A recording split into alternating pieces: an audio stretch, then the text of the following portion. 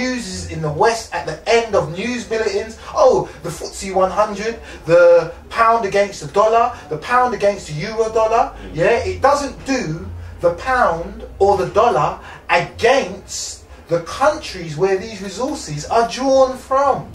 Yeah, so the countries where these resources are drawn from: Jamaica, St. Lucia, Barbados, Nigeria, Uganda, Sierra Leone, Congo, South Africa. We could go on and on and on. Yeah, they do not have successful stock markets. This is our legacy of slavery, where we find our race at the bottom of the pile, being utilised as the footstool for everybody else. And whenever they're having charity events like sports relief, like comedy relief, they roll out, the poor so-called African brother or sister, or the poor Nubian brother or sister who's dying of malnutrition, dying of AIDS. The reason why we're dying of malnutrition, the reason why we're dying of AIDS, is because our resources are being stolen from us under our feet. Not only are they being stolen from us, as we can see, like I've just explained, through the slave trade. We can look at it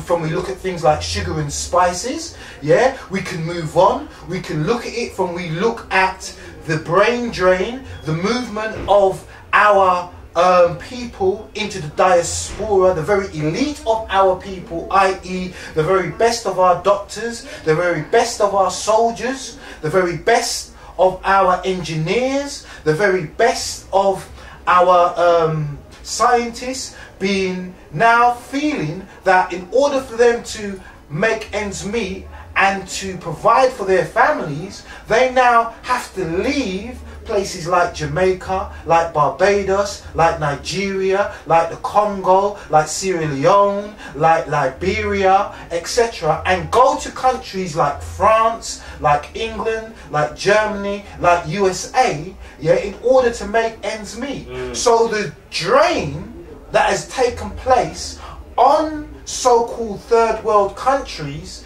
of your Americas, of Africa, and of your Caribbeans, alright, is not just the drain of resources as in the material resources, it's also in the drain of the human resources. That's right. So therefore these countries have found it now very difficult to stabilize their societies, to stabilize their communities, and to have flourishing economies and flourishing countries, where now we would have no need, to immigrate to the West, we would have no need, to, if you like, be constantly being shown on Western programs on their charity telethons has been deprived and as being without. Not only that, when election time comes around, and the citizens of the West make it known that immigration is too high, etc. You see what I'm saying to you? It's very contradictory, Dougie, whereas they have us, and when they say us in the sense of those Commonwealth countries of Sierra Leone, of Nigeria, of Fiji, of New Zealand, of Australia, etc., those indigenous peoples, they want us to fight in the illegal wars in Iraq, in Afghanistan. Okay, but when election time comes around, when we turn up at Gatwick, or we turn up at Heathrow, or we turn up at JFK airport in New York, we're being told that we're illegal immigrants, and that's an affront, especially when you take a country like England, where you find that Her Majesty Queen Elizabeth II is not just the Queen of England. She's the Queen of Australia, she's the Queen of Canada, she's the Queen of Jamaica, she's the Queen of many other countries in the Commonwealth. Yet, because of maybe our cultural differences, because of, and we have to say, maybe the colour of our skin, we'll turn up at their airports and they'll treat us as if we haven't had any import into this country. Yeah? Your whole banking industry of this country is made up of the slave industry, of the sugar and spice industry. Lord Downing Street, was one of the biggest slave owners. Downing Street, yeah. Even when they talked about in 2007 the abolition of slavery, okay, yeah, it didn't end for another 60 to 80 years afterwards, because those who were involved in the slave trade wanted to be compensated because it was a business.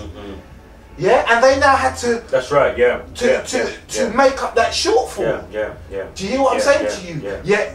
Those of us who were illegally kidnapped, and we were because none of our ancestors said, "Hi, take me. I want to go into slavery." It didn't work like that. And they will say that some of our tribal elders, tribal chiefs, and tribal leaders, partook with them in, sending some of their own into, slavery, or sold some of their own knowingly and willingly. But our tribal elders, they were, when you actually speak with the elders, which we've taken time out to do, they make it very clear, that they were tricked by the European, because when the European was explaining to them that they were going to take them, to far off lands, they explained to them that they were going to be treated as they were treated within their homeland, or even if they had to work for the European, it would only be for a number of years, and then they would be allowed to be freed, with possessions, in order to make sure that they can cater for themselves and for their families. Let me just write on that point, because that's a very interesting point, and we have to be quite clear, right? That the truth of the matter is this: that we were tricked, right? And also, if you watch Roots, right, there was an instant where when I captured Kunta Kinte, right, and then you had these black black people, them, right, who kidnapped Kunta Kinte. But if you look in the bushes, there are white people there, right, making sure that we carry the work for them. You see what I'm saying? That's correct. So what I'm saying is that, that we need to understand, right? These people were working on the behalf of European people. That's correct. And when we now start to get into the details, this is why we say, don't believe a word of what we're saying. Check it out for yourself. And even when you start to check things out and do your research, because of the amount of information that is out there, you have to continuously keep it's not just about picking up one little article or two. You have to keep cross-referencing, keep seeing what pieces fit and what pieces don't fit. And not only that, we must talk these things, we must tell the truth, because in order to prevent these things happening again, in the Jewish Holocaust, they have not forgiven and they haven't forgotten. We as a race, we say, they say, forget the slavery thing. Okay, we may have forgiven, but we cannot forget. No, you're absolutely right. And also, we have to be very mindful here, because, you see, one of the things they do is that when we talk about slavery, one things they do, and black people do this well, right? They say, well, those black people set up other black people in slavery, right?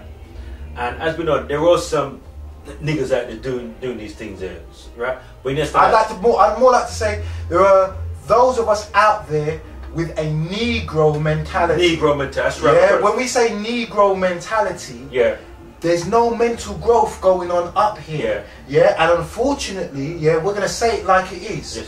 There are an awful lot of our race that when they hear brothers such as ourselves explaining these things quite clearly and quite factually, are quite happy, to be, if you like, the puppets. All right, what is it? The great orator Malcolm X said,